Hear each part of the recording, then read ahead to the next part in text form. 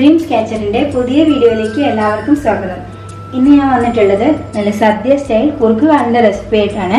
അപ്പം അതിനായിട്ട് ഞാൻ ഒരു മീഡിയം സൈസ് കായയും അതുപോലെ തന്നെ ഒരു ചെറിയ കഷ്ണം ചേനയും ഇതുപോലെ അരിഞ്ഞു വെച്ചിട്ടുണ്ട്. അതിൻ്റെ കൂടെ തന്നെ ഒരു 3-4 പച്ചമുളകും കൂടെ കീറിയിട്ടിട്ടുണ്ട്. ആദ്യം നമുക്കിതൊന്ന് വേവിച്ചെടുക്കാം. കൽച്ചട്ടിയിലാണ് ഇന്ന് കുറുക്ക് കാളൻ ഉണ്ടാക്കുന്നത്. അപ്പോൾ കൽച്ചട്ടിയിൽ ഉണ്ടാക്കുന്ന കുറുക്ക് കാളന് നല്ല ടേസ്റ്റ് ആയിരിക്കും. ഇതിനായി ഞാൻ ഇവിടെ ഒരു വലിയ തേങ്ങയാണ് കുറുക്ക് കാളൻ ഉണ്ടാക്കാൻ വേണ്ടി എടുക്കാൻ ഉദ്ദേശിക്കുന്നത്. അപ്പോൾ അതിലേക്കായിട്ട് ഞാൻ ഏകദേശം 3/4 ലിറ്ററോളം തൈര് എടുക്കുന്നുണ്ട്. നല്ല പുളിയുള്ള തൈര് വേണം ഇതിനെടുക്കാനായിട്ട്. തൈര് നന്നായി മിക്സിയിൽ അടിച്ച് മോരാക്കിയിട്ട് വേണം യൂസ് ചെയ്യാനായിട്ട്. ആദ്യം ഈ കൽച്ചട്ടിയിൽ കുറച്ച് വെള്ളം ഒഴിച്ചിട്ടുണ്ട്. അതിലേക്ക് നമുക്ക് ഈ കഷ്ണങ്ങൾ ഇടാം. പച്ചമുളകും കൂടെ ഇടാം. ഇതിലേക്ക് 1/2 സ്പൂൺ മഞ്ഞൾപ്പൊടി ചേർക്കാം, 1/2 സ്പൂൺ കുരുമുളക് പൊടി ചേർക്കാം, ഒരു 3/4 സ്പൂണോളം മുളക് പൊടി ചേർക്കാം.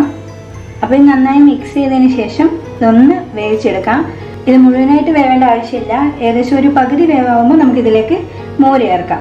അപ്പോൾ ആദ്യം ഇതൊന്ന് അടച്ചു വെച്ച് വേവിക്കാം.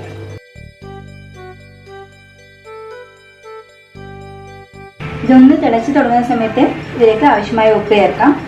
അപ്പോൾ ചേനയും കായൊക്കെ പകുതി വേവായിട്ടുണ്ട്. ഇനി ഇതിലേക്ക് നമുക്ക് നല്ല പുളിയുള്ള മോര് ചേർക്കാം.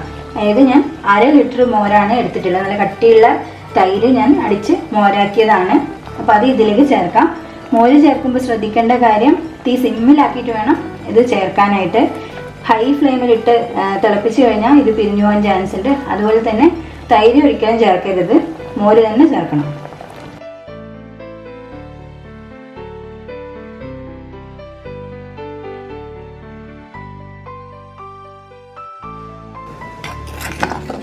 ഇനി ഈ കഷ്ണങ്ങളൊക്കെ ഈ മോരിൽ കിടന്ന് ഇങ്ങനെ കുറുകി വരണം. അപ്പോഴാണ് ഇതിൻ്റെ ടേസ്റ്റ്. കുറുക്ക് കാളന് അരച്ച് ചേർക്കാനായിട്ട് ഞാനിവിടെ ഒരു വലിയ തേങ്ങയാണ് ഇവിടെ എടുത്തിട്ടുള്ളത്. ഞാനൊരു മീഡിയം സൈസ് കായും അതുപോലെ ഒരു ചെറിയ പീസ് ചേനയാണ് എടുത്തിട്ടുള്ളത്. അപ്പോൾ അതിന് കണക്കായിട്ട് നല്ല കാമ്പുള്ള തേങ്ങയാണ്. ഒരു തേങ്ങ എടുത്തിട്ടുണ്ട്. അപ്പോൾ അതിലേക്ക് 1 ടേബിൾ സ്പൂൺ ജീരകം ചേർക്കാം.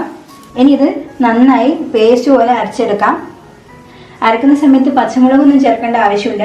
കാരണം നമ്മൾ കഷ്ണം വേവുന്ന സമയത്ത് തന്നെ നല്ല എരിവുള്ള 3-4 പച്ചമുളകും ചേർത്തിട്ടുണ്ട്. അതുപോലെ മുളക് പൊടിയും കുരുമുളക് പൊടിയും ഒക്കെ ചേർത്തിട്ടുണ്ട്. ഇനി നമ്മൾ വീണ്ടും കുരുമുളക് പൊടി ചേർക്കും പിന്നെ വറുക്കുന്ന സമയത്ത്. അപ്പോൾ അതുകൊണ്ട് നല്ല പേസ്റ്റാക്കി അരച്ചെടുക്കാം.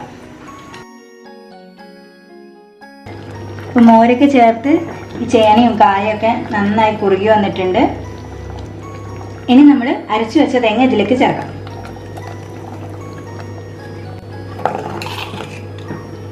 ഇത് നന്നായി മിക്സ് ചെയ്യാം.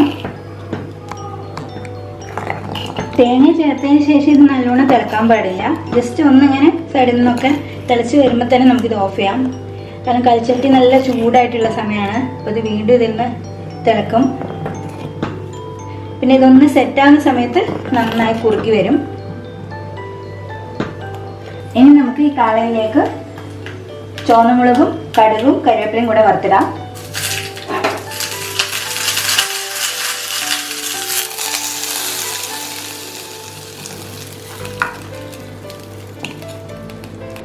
ഇനി കാളനിലേക്ക് ഒരു 1/4 സ്പൂൺ ഉലുവ പൊടിച്ചത്, വറുത്ത് പൊടിച്ചതാണ്, അതും കൂടി ചേർക്കാം. ഇനി ഇതിലേക്ക് ഒരു 1/4 സ്പൂൺ കുരുമുളക് പൊടി ഒന്ന് വെളിച്ചെണ്ണയിൽ ചൂടാക്കിയിട്ട് ചേർക്കാം. ചിലരൊക്കെ ഇത് നെയ്യിലാണ് വറുത്ത് ചേർക്കാറ്. ഞാനിപ്പോൾ വെളിച്ചെണ്ണയിലാണ് ചെയ്യുന്നത്.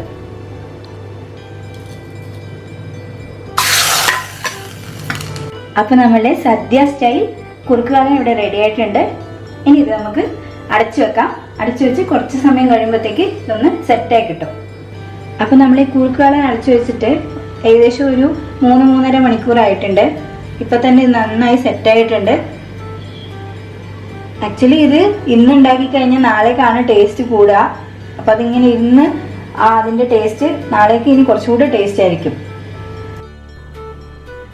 അപ്പോൾ ഇനി അടുത്ത വീഡിയോയിൽ കാണാം. അതുവരെ എല്ലാവർക്കും ബൈ ബൈ.